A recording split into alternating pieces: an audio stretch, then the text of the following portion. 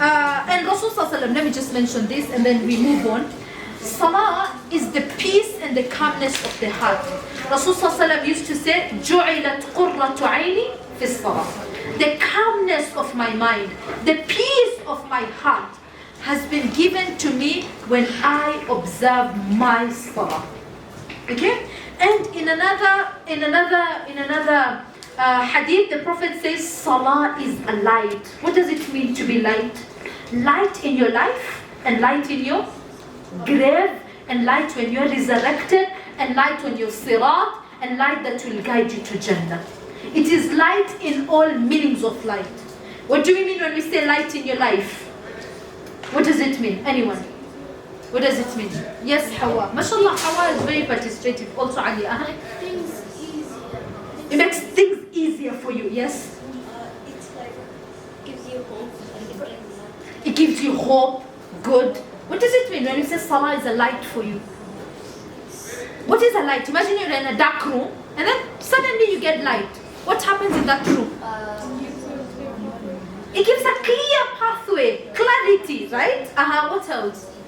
What else? What do you mean? Yes? It brightens up your life. That's what Rasul says. Then it is a light in your grave. You know the grave? Do you girls sometimes sit and think about the grave? Right? Imagine a small hole under the earth surface. Right? Somewhere in, so it's just put, and then you're covered with piles of soil. And you're just there, a dark hole. Salah is what illuminates your grave. It's the light in your grave. Right? Another thing, before we enter Jannah, do we all know that there's a path we all pass? What is this path called? Just Zainab. The Sirat bridge. The Sirat bridge, very good. Now this Sirat bridge is very dark. It's very dark. Some people will be passing the Sirat very quickly like lightning. Some people will be crawling slowly. Some will be falling, and down is what? Jahannam. What gives light? What illuminates the Sirat? Yes, Zainab. Prayer. Is Salah. Right? Did you want to say something else? Yeah. Yes. For the Muslims who don't pray and who are not good, the Sirat would be very skinny. And for the Muslims who are good and they do pray, the Sirat bridge would be like big and Wide. easy to pass. Okay. Actually, the Sirat is for everyone very, very thin. It is as thin as the strand of a hair. You see, one strand of hair, that is how the path is. So thin. And as sharp as a sword. Yes? Okay. As sharp as a sword. Now, for a believer, Allah makes it very easy to cross that path, even if it is thin. But for someone who never did their salah, for someone who had so many bad deeds, they'll be like walking and falling. And when they fall down is the hellfire. So salah illuminates your sirat. It helps you cross it with so much ease. Are we understanding, girls? Are we following up? So it is a light all through your life and your akhirah. And Rasul sallallahu alayhi wasallam encouraged the Muslims, right, to pray even when they were in the middle of the battlefield. Imagine, they are fighting, and Rasul sallallahu alayhi wasallam would tell them, some of you stop the fight and pray on the side. Why? Because Rasul sallallahu alayhi wasallam knew that this salah is what will bring them victory in their battle. So my girls, I want you to have a new idea of salah in your life. Don't just take it as a duty. Don't just take it as a burden. You know, when you just think, I have to wake up for salah. Don't take it as a duty. Don't take it as a burden. Always remember, this is what will strengthen my faith. Salah is what will make me make better choices in my life. It is what will illuminate my life. So whenever you feel lazy, right, to pray, tell yourself all these good things about salah. It will put my heart at peace. It will give me clarity. It will strengthen my heart. It will give me Jannah. What are some things you can tell yourself when you feel lazy to stand up to pray? Because we all agreed that we all go through such moments, right? That we all feel lazy to pray. It is very normal. You're not alone. But what can I tell? If I feel lazy, I'll just say, oh, khalas, I'll not pray. Right? I'll not pray. What will happen then? There are consequences, right? And So what can I tell myself when I'm feeling very lazy to pray? When I just feel like praying Allah Akbar, Allah Akbar, Allah Akbar, 2 minutes and I'm done. What are some words I can tell myself to encourage myself? I want to speak to Allah. Allah who loves you so much. He loves you so much, right? And that is where He gave you 2 beautiful eyes. He gave you a beautiful face. He gave you beautiful parents, right? Because He loves you, right? Yes. You remind yourself of the good things that you want to get when you do salah. Like what? Jannah. I'll get Jannah. Let me wake up. Let me fight my soul and I'll get Jannah. Good. Just like compare the amount of time it takes to pray salah and how Jannah is like everlasting. Subhanallah. So beautiful. Compare. Jannah is everlasting. And this salah will be few moments to give me everlasting happiness. Isn't it worth? Yes? And also you can say astaghfirullah, you remember that Prophet sallallahu alaihi wasallam said that the key to Jannah is salah, and the key to salah is Barakallahu feek. So say astaghfirullah. Say a'udhu billah minash shaitan rajim. The shaitan playing with your mind, and remind yourself that the key to Jannah, if I want Jannah, it is my salah. So never take it as a burden. Never take it as a duty. Remind yourself, I have so many wishes in my life. If I want to get all those wishes fulfilled, I have to do what? I have to do my salah. If I want all these bad things to be protected, I be protected from all these bad things. Where is the answer? In my salah. Isn't it so? Subhanallah. So keep on reminding yourself every day, every day. You know, girls, let me tell you something very, very, it's beautiful but at the same time scary. Okay? You know, the way we spend our youth now, our times now, chances are high that, not even high, it always goes such that we spend our adult moments doing the same things. Right? And what happens when we grow old? We all know that we'll grow old, right? We don't know how much Allah has written for us, but that is the cycle, right? When we grow old, we'll continue doing the same things. And what happens when you do those same things when you grow old? Chances are high that you die doing those same deeds. So have a heart checklist just now, a few seconds. Check your heart. What is something you love doing every now and then? Is it holding my phone every now? It's a rhetoric question, so just answer yourself. Do I like listening to music every now and then? Do I like doing what and what every now and then? Chances are high you grow old doing the same deeds and you die doing the same deeds. And when you die doing something, what happens? You are resurrected doing the same thing. Subhanallah. So do I want to be resurrected in my salah with the people who love salah, and we are always resurrected with the people whom we love the most? Do you know that? So if a person loves their parents, they're resurrected with the parents. If a person loves the Prophet sallallahu alaihi wasallam, they're resurrected with the Prophet. Yes, Ali. No, not Ali. Zainab, right? What if the people they love the most and you love them back like that? It's okay. Whom you love. Okay, the people whom you love. That's what Rasul sallallahu alaihi wasallam said. People will be resurrected with the people whom they love. It doesn't matter they loved you back or not. Okay? You love the Prophet sallallahu alaihi wasallam, you'll be resurrected with him. Now what about if you love celebrities? You love musicians, you love actors? You can answer the question, right? You can complete the equation, right? So it's a very important question we ask ourselves. Now, you know, there's this story, right, of this man whose heart was so attached to salah. You know, no adhan would be said unless he is already in the masjid waiting for salah, right? And subhanallah, what happened is that, how did he die? Allah subhanahu wa ta'ala blessed him and he died in his sujood.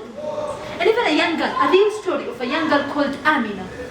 Amina was a very, just a normal girl. She wasn't number 1 in her class. She wasn't number 2 in her class. She just performed like any average student. She was not like very good in her sports, just average, but she had one special character. She would never miss her salah. It's a real story. This girl called Amina, 15-year-old. She would never, what was special in her? She would never miss her salah. You see? So what happened one day, as she was coming out of school, going to madrasa, or from madrasa going home, she got a very fatal accident, right? And that gave her very, very serious injuries, and she had to be rushed to the hospital. When she was rushed to the hospital, and the nurses were taking care of her wounds and all that, trying to stabilize her state, she just opened her eyes and she told her mom, "Is it already Maghrib time?" Because she knew, even though she was unconscious, she knew the last salah she prayed was Asr. She was asking her, "Mama, is it already Maghrib time?" And her mama said, "Yes, Amina." And she said, "I want to pray." She tried to lift herself up as she was in so much pain. She could not. She told her mama, "It's okay, I'll pray in my heart."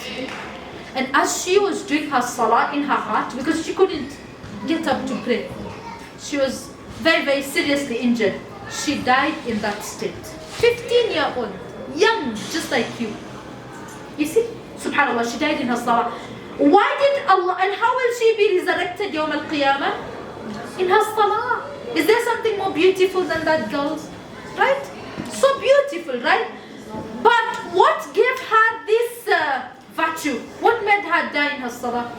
She protected her salah in her life. Right? So even when you're playing, even when you're watching something, girls, even when you're studying, even when you're doing whatever you're doing, to sacrifice 5 to 10 minutes for your salah will not do any harm. Rather, what will it do? To bring you more barakah, more blessings. It will open for you more opportunities. Are we together, my girls? You see, the Sahabas, there's one Sahaba who got a very serious infection on his leg. And he was told that the only solution was to amputate the leg, to cut it off. Do you know, before, did we have anesthesia? We never had injections to reduce or to even stop the pain. So he told his fellow companions that if you want to cut my leg, do it when I'm in salah. Why? Because his concentration is so high. He knows the moment he says Allahu Akbar, what does it mean? Allah is the greatest, and everything else is minor. Everything else is small. His concentration will be so high that they'll be able to cut off his leg. SubhanAllah. You see? And that is why Allah gave these companions Jannah, because they were so cautious about their salah. Are we together, my girls? Yes. Are we following up? Yes. Okay, we're tired now, right? We should conclude, right? Okay? Now, just for your takeaway, because I think, is my time up? 50. It's over. I don't know what time I started. I actually didn't time. Okay. So because time is over, I know we all have weaknesses, girls, but we are all capable of improving. It doesn't mean it's the end of it. Are we together? It doesn't mean it's the end of it. We are all capable of improving. All we need to take is one step. All of you, check into yourself and ask yourself these questions. Okay, you can just write them down and later you can answer them. I wanted us to do it here, but because of time, we'll just cut it short.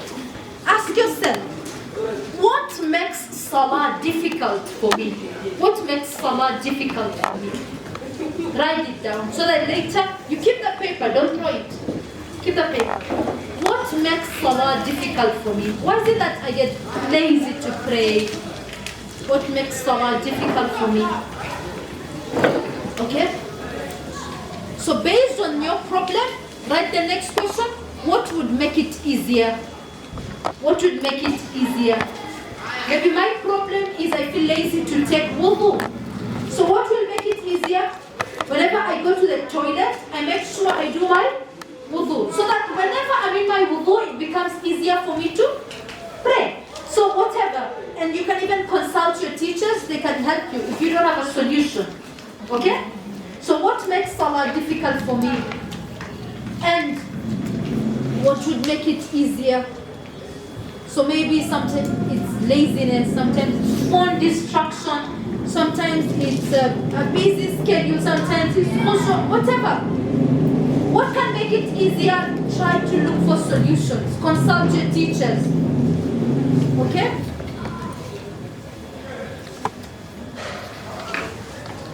So all of us, just take one step.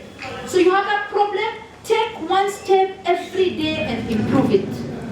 Okay?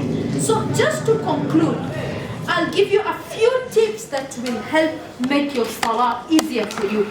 A few tips. The first one is, when the time of salah comes and you hear the adhan, stand up and pray immediately. The hardest part is to start. So the moment you begin, it is easy to complete your salah, isn't it? So this is called the 2-minute rule. Why do we call it the 2-minute rule? Just stand and pray the first rak'ah.